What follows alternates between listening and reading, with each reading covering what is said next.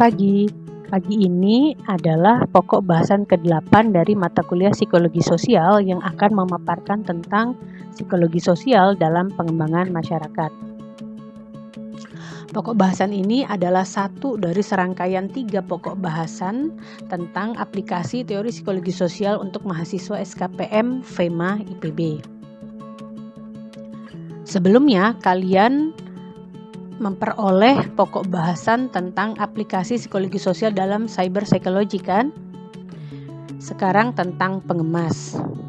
Dan minggu depan akan ada tentang psikologi sosial dalam lingkungan berkelanjutan. Menarik bukan? Nah, pokok bahasan ini sebetulnya related banget dengan pokok bahasan yang kalian sudah pahami sebelumnya, seperti perilaku prososial, agresi, pengaruh sosial dan konformitas, kognisi, pengaruh sikap dan persepsi, serta berbagai perspektif dalam psikologi sosial. Nah, pokok bahasan ini menjadi salah satu pokok bahasan yang dideliver khusus untuk mahasiswa SKPM untuk memahami lagi tentang faktor yang mempengaruhi keterlibatan anggota komunitas dalam pengembangan masyarakat dan konsep-konsep psikologi sosial yang dapat digunakan.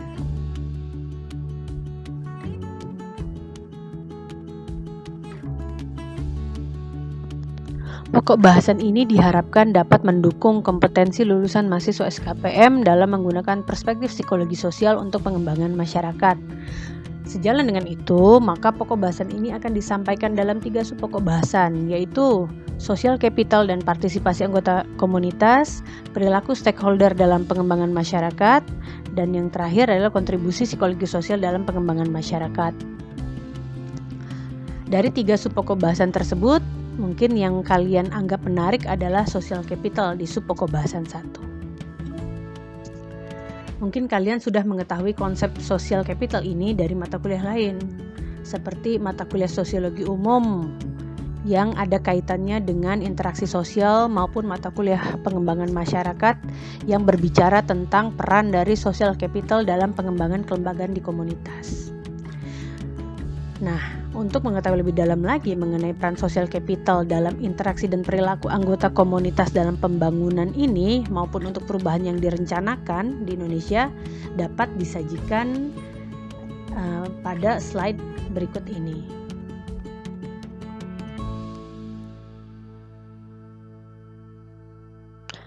Silakan dibaca narasi pada 2 slide berikut ini atau sekitar 3 menit tentang gotong royong warga di Kabupaten Gunung Kidul, Yogyakarta dalam membantu sesamanya saat isolasi mandiri.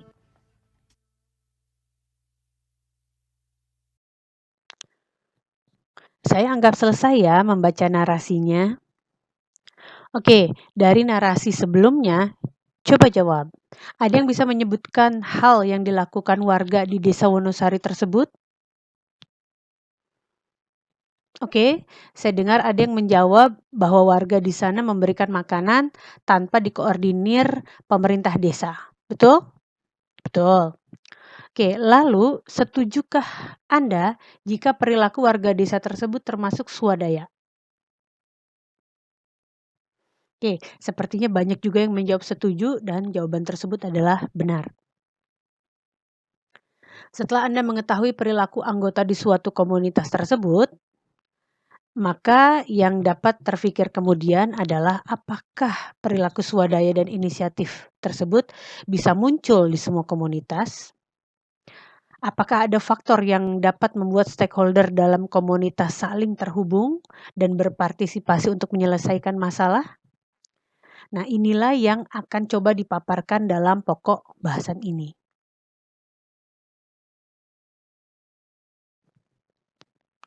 Pengembangan masyarakat dilihat IV 2009 memiliki kontribusi untuk pengembangan ekonomi dan non-ekonomi, seperti sosial, ekonomi, politik, budaya, lingkungan, dan spiritual. Oleh karena itu, keterkaitan perilaku antara stakeholder untuk mau terlibat atau mengubah perilaku anggota komunitas yang lain menjadi penting untuk meningkatkan taraf hidup komunitas tersebut. Hal ini dapat dilihat dari definisi pengembangan masyarakat menurut Nasdian 2014 berikut ini. Hal ini juga menjadikan pentingnya menempatkan masyarakat sebagai subjek pembangunan agar terlibat dan lebih berdaya. Terutama menurut Lord and Hutchison adalah orang-orang yang tidak beruntung secara ekonomi atau real powerlessness dan orang yang sudah tidak mau lagi mengubah nasib mereka atau surplus powerlessness.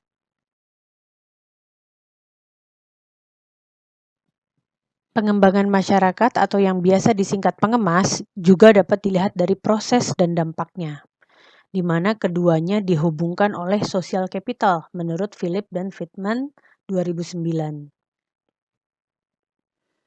Sebagai proses, artinya pengemas dapat meningkatkan kapasitas anggota komunitas secara kolektif. Misalnya, kemampuan mengelola hasil perikanan di kalangan nelayan yang diperoleh dari gerakan berbagi ilmu dari salah satu anggotanya yang baru pulang dari luar negeri. Sementara dampak dilihat sebagai aksi kolektif dan perbaikan dalam kondisi di masyarakat, menyangkut keadaan fisik, lingkungan, budaya, sosial, politik, ekonomi. Contohnya adalah adanya peningkatan pendapatan dan posisi tawar kelompok nelayan dalam musyawarah di desa. Kaitan antara proses dan dampak ini diduga karena adanya social capital yang kuat. Nah, besarnya peran yang dimainkan oleh social capital ini mendorong dibutuhkannya kontribusi dari ilmu psikologi. Misalnya psikologi komunitas yang menurut Philip and Pittman bersama ilmu lainnya seperti politik, ekonomi, perilaku organisasi dapat memberikan kontribusi pada pengembangan masyarakat. Untuk lebih memahami tentang social capital ini, selanjutnya kita masuk pada sub pokok bahasan social capital dan partisipasi anggota komunitas.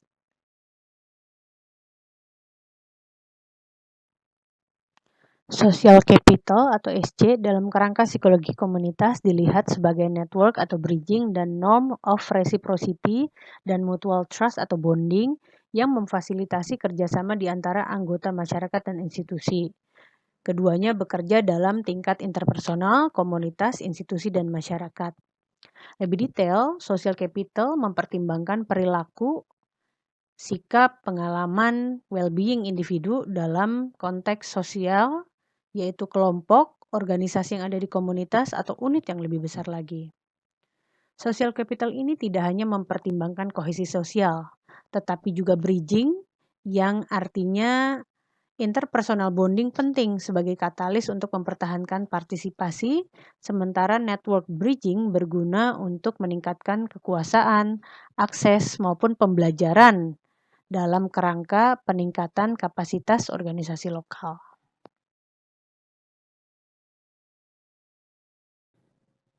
Menurut Perkins dan Long 2002, social capital mencakup dua level analisis, yaitu individu dan komunitas. Social capital di tingkat individu dapat dilihat pada gambar 1 di slide ini. Sementara social capital di tingkat komunitas akan dijelaskan pada slide berikutnya. Sekarang silakan kalian cermati dulu gambar 1 tentang social capital di tingkat individu. Sudah? Bagaimana? Dari gambar 1 tersebut terlihat bukan bahwa komponen social capital di tingkat individu terdiri dari komponen kognitif atau trust dan perilaku. Nah, komponen kognitif ini meliputi kepercayaan pada ketetanggaan atau sense of community dan kepercayaan pada kemampuan organisasi atau empowerment. Nah, sementara itu komponen perilaku terdiri dari perilaku ketetanggaan yang bersifat informal dan partisipasi pada organisasi formal. Oke, dari gambar juga terlihat bahwa salah satu komponen dari social capital, kognisi, yaitu sense of community, disusun dari dimensi kognisi dan informal. Coba lihat lagi dalam gambarnya. Nah, secara khusus tentang sense of community ini akan dijelaskan di slide berikutnya. Namun yang kita bisa lihat dari gambar ini bahwa SOC merupakan katalis bagi perilaku sosial yang terorganisir berupa ketetanggaan, perilakunya kita lihat. Nah, jadi jika seseorang memiliki sense of community yang kuat, maka ia akan dapat menampilkan dukungan sosial dan perilaku yang baik dalam ketetanggaannya. Ya, misalnya berupa persahabatan, sedikit menyampah, mencoret-coret, sedikit takut pada kriminal di lingkungannya karena ia yakin lingkungannya akan aman gitu ya. Lalu ia juga akan terlibat dalam kegiatan pemberian makanan, peminjaman barang dengan tetangga, peminjaman uang dengan tetangga, berbagi informasi, berdiskusi mengenai penyelesaian masalah bersama, atau sampai ke pendirian asosiasi lingkungan atau RT. Nah, dari perilaku yang ditampilkan ini gitu ya dalam lingkungan ketetanggaan ini gitu, maka sesungguhnya ini dianggap bagi beberapa ahli dapat mengurangi stres pada anggota komunitas. Jadi dengan berkurangnya stres maka well-being akan lebih baik. Nah, kita akan berpindah pada komponen kognisi yang kedua, yaitu collective efficacy. Nah, komponen ini merupakan komponen yang disusun dari dimensi kognisi dan formal, ya. Jadi di sini collective efficacy ini membuka peluang bagi komunitas untuk berdaya, yaitu secara kognitif. Tadi secara kognitif merasa mampu untuk mengontrol kehidupan mereka dan komunitas mereka, memiliki kemampuan dan mereka juga punya pengetahuan yang kritis tentang lingkungan mereka. Secara kognisi ya gitu. Nah, mereka juga pada akhirnya ya bentuk perilakunya, komponen perilakunya menjadi berpartisipasi dalam organisasi yang ada di komunitas atau sebagai kolaborator. Nah, organisasi yang ada di komunitas juga bisa berupa organisasi keagamaan, RW, lembaga ekonomi misalnya koperasi, kelompok tani, kelompok simpan pinjam, organisasi pemuda gitu. Nah, dengan mereka aktif di organisasi tersebut mencerminkan bahwa mereka memiliki social capital yang kuat.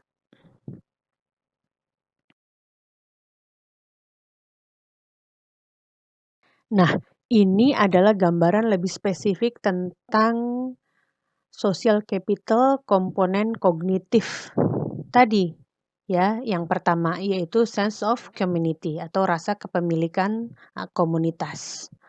Nah, Macmillan dan Hafiz merumuskan bahwa sense of community adalah perasaan, bisa dilihat dalam slide, sense of community didefinisikan sebagai perasaan dari anggota.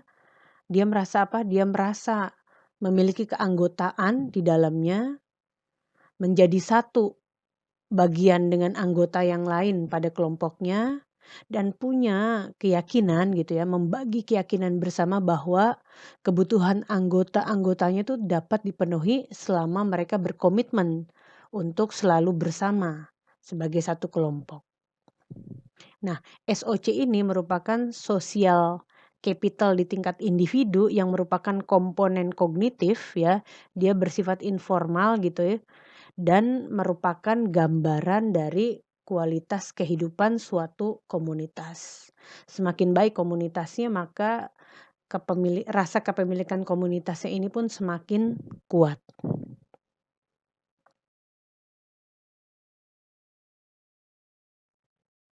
Kini kita berada pada pembahasan tentang social capital di tingkat komunitas. Social capital di tingkat komunitas ini terkait dengan adanya interdependensi di antara institusi atau organisasi yang ada di dalam komunitas. Dalam proses interdependensi ini juga terkait dengan adanya kemampuan adaptif komunitas terhadap situasi yang mensyaratkan perubahan. Contoh dari interdependensi dan adaptif ini terlihat ketika komunitas memiliki kebutuhan sosial untuk perbaikan prasarana keagamaan seperti musola. Hal ini akan mempengaruhi terjadinya pertukaran dan perubahan dengan sistem lainnya, seperti transportasi, pembiayaan, maupun sumber daya.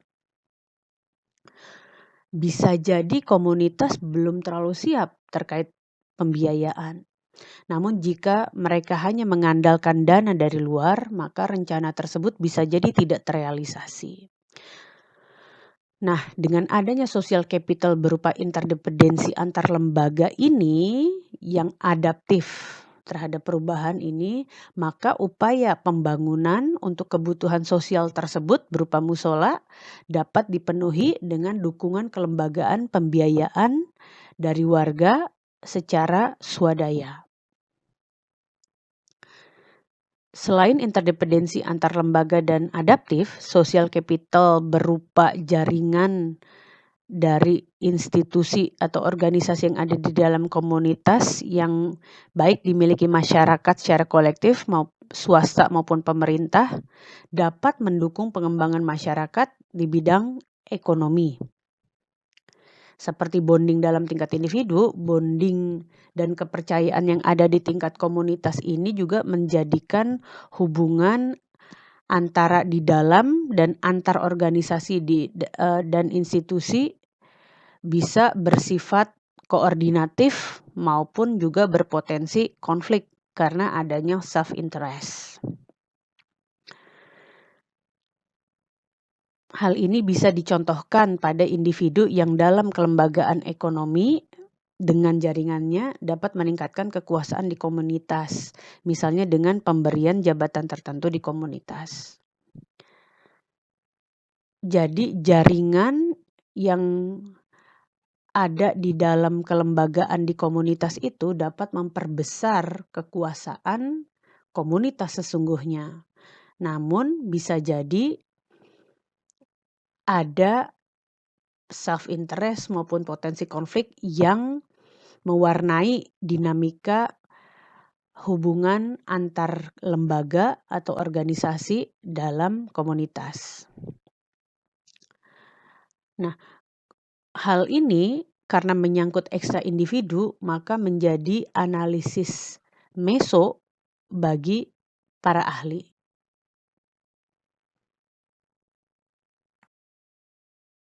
Social capital yang ada di tingkat individu dan komunitas, maka pada subpokok bahasan ini adalah tentang perilaku stakeholder dalam pengembangan masyarakat.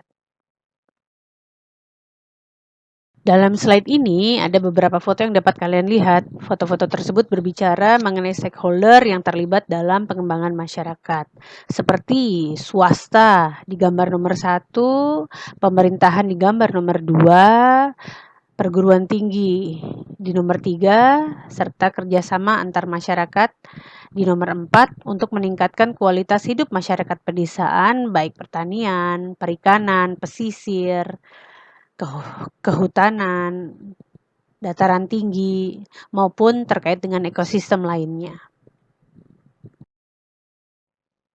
Merujuk pokok bahasan sebelumnya bahwa stakeholder yang ada di komunitas idealnya perlu diperkuat untuk lebih memiliki empati untuk mau berpartisipasi dalam pengembangan komunitas, maka dalam slide ini ditunjukkan beberapa foto yang menggambarkan contoh stakeholder pengemas, ya. Oke.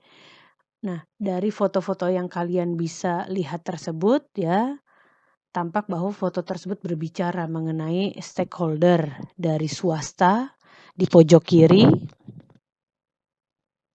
pemerintah di pojok kiri bawah, perguruan tinggi di pojok kanan atas, dan masyarakat di pojok kanan bawah.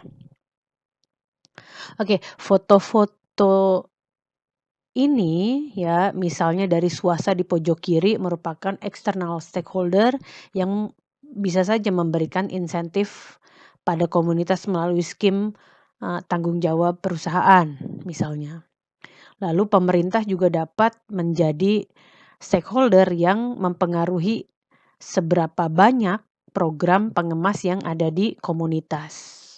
Nah, perguruan tinggi juga merupakan stakeholder yang dapat melakukan kajian maupun pendampingan untuk meningkatkan kualitas hidup anggota komunitas dari program-program yang diturunkannya.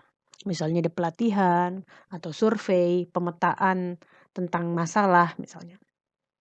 Nah, di gambar terakhir adanya aksi kolektif warga yang tampak dalam hal ini sedang membangun jalan.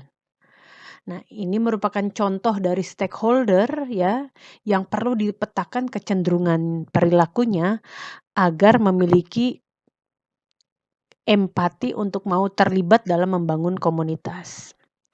Hal ini bisa jadi karena munculnya self-interest, bias, konflik di antara individu dan komunitas, maka perlu ada upaya ekstra untuk memetakan perilaku para stakeholder pengemas tersebut.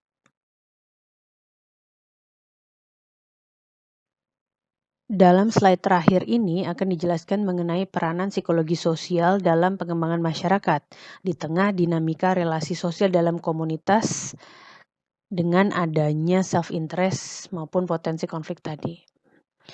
Hal ini perlu menjadi pertimbangan karena dapat mempengaruhi interaksi sosial dan kapital sosial pada level individu maupun komunitas. Nah, oleh karena itu, peran psikologi sosial dalam pengembangan masyarakat menjadi diperlukan ya, yaitu yang dapat berupa 1, mengidentifikasi pemikiran dan penilaian anggota komunitas berupa persepsi dan sikap individu maupun organisasi di komunitas terhadap potensi maupun masalah di komunitas maupun untuk pemecahan masalahnya. Kontribusi kedua yaitu membangun kedekatan, keyakinan bersama, memperluas jaringan maupun intensi untuk berpartisipasi di lingkungan ketetanggaan atau organisasi, terutama di bidang ekonomi, agar komunitas berdaya secara ekonomi dan lebih menampilkan perilaku yang mendukung keberlanjutan lingkungan dengan pendekatan konformitas maupun penggunaan media yang bijak.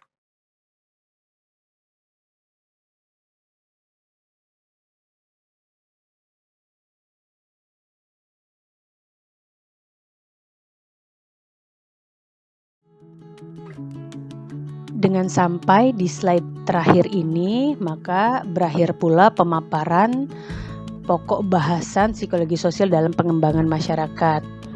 Dari sekian slide yang dipaparkan, kami berharap kalian dapat memahami bagaimana peran social capital dalam pengembangan masyarakat.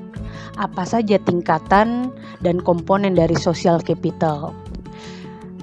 Berikutnya yang kami harapkan adalah kalian bisa memahami mengapa stakeholder perlu dipetakan ya dalam komunitas.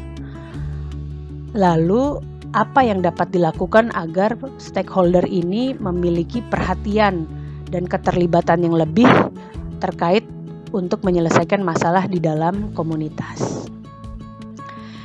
Baik, sebagai akhir ya ada kuis sedikit gitu. Setelah kalian memahami, maka saya berikan kuis sedikit terkait kasus Wonosari yang di atas.